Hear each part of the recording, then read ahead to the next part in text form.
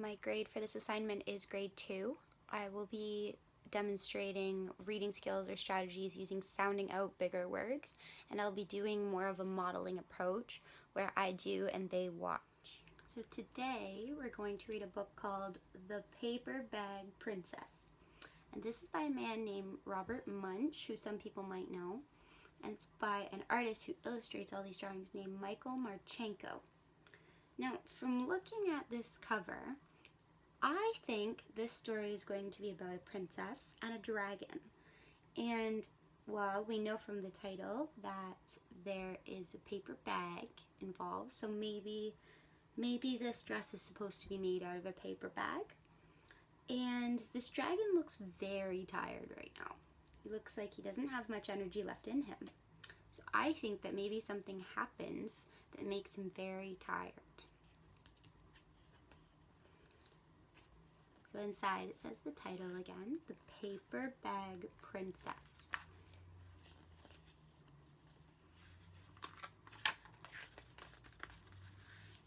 And it says, to Elizabeth. So that's who this book was written for, by the author.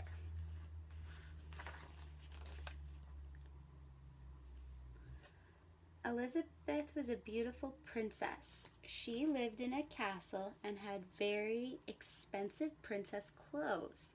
She was going to marry a prince named Ronald. And from looking at this picture, we can see that she's in a very pretty dress here. Yep, but he doesn't look very nice, does he? No, you're right. He doesn't look nice. He looks kind of mean. He doesn't look very interested. That's a big word, so we're going to sound out. Unfortunately. Whenever you get a big word like this, it's important to remember to sound it out. So, unfortunately, a dragon smashed her castle, burned all her clothes with his fiery breath, and carried off Prince Ronald. He looks kind of happy about it, doesn't he? And she's left with no clothes on. Oh, so maybe that's where the paper bag comes in. Elizabeth decided to chase the dragon and get Ronald back. She looked everywhere for something to wear, but the only thing she could find that was not burnt was a paper bag. So she put on the paper bag and followed the dragon. He was easy to follow because he left a trail of burnt forests and horse bones. So if we look over here, we can see there's bones and there's burnt trees. This doesn't look very good, but at least she can follow this and find the dragon. Finally, Elizabeth came to a cave with a large door that had a huge knocker on it. She took hold of the knocker and banged on the door. The dragon stuck his nose out of the door and said, "Well, a princess. I love to eat princesses, but I have already eaten a whole castle today. I am a very busy dragon. Come back tomorrow." He slammed the door so fast that Elizabeth almost got her nose caught.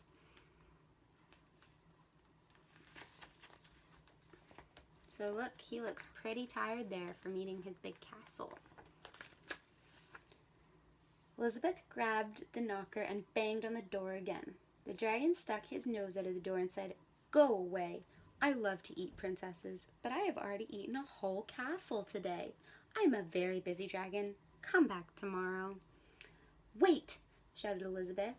"Is it true that you are the smartest?" And this word's a bit weird, so we're going to sound it out again. Fiercest. Because here in the middle, that's a C that doesn't make the K noise. So fiercest dragon in the whole world. Let's say the whole sentence together.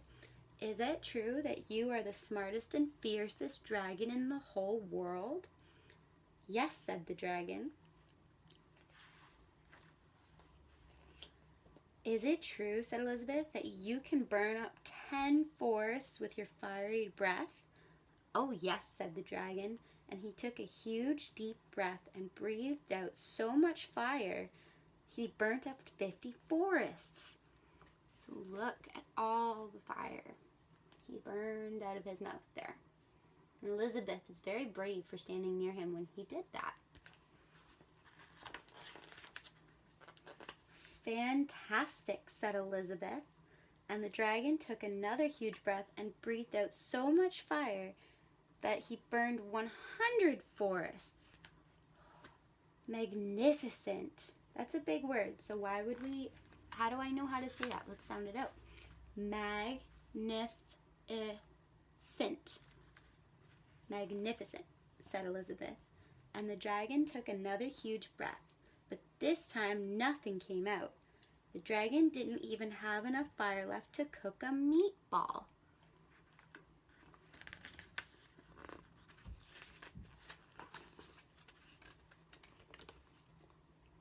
Elizabeth said, "Dragon, is it true that you can fly around the whole world in just 10 seconds? Why, yes, said the dragon, and he jumped up and flew all the way around the world in just 10 seconds. So you can see her there. She's waving goodbye, and that's all the puff of smoke from when he goes away. He was very tired when he got back, but Elizabeth shouted, "Fantastic! Do it again." So the dragon jumped up and flew around the whole world in just 20 seconds. When he got back,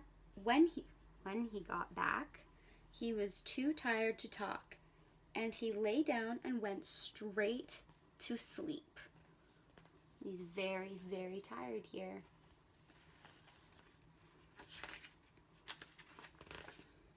Elizabeth whispered very softly, "Hey, dragon." The dragon didn't move at all. She lifted up the dragon's ear and put her head right inside. She shouted as loud as she could, "Hey, dragon!" The dragon was so tired he didn't even move. So he's very tired. Kind of like we thought on the cover, he might be pretty tired from something. Do you think you'd be tired from burning up 100 forests and running around the world? Yeah, we'd all be pretty tired. Elizabeth walked right over to the dragon and opened the door to the cave. There was Prince Ronald. He looked at her and said, "Elizabeth, you are a mess. You smell like ashes. Your hair is all tangled, and you are wearing a dirty old paper bag. Come back when you are dressed like a real princess." He's not very nice. "Ronald," said Elizabeth, "your clothes are really pretty, and your hair is very neat. You look like a real prince, but you are a bum." They didn't get married after all. And there she is, skipping away. So, the end. So, we were right. She was wearing a paper bag. The dragon was very tired, and she was very brave for fighting the dragon and for not letting Prince Ronald be mean to her. So, the end.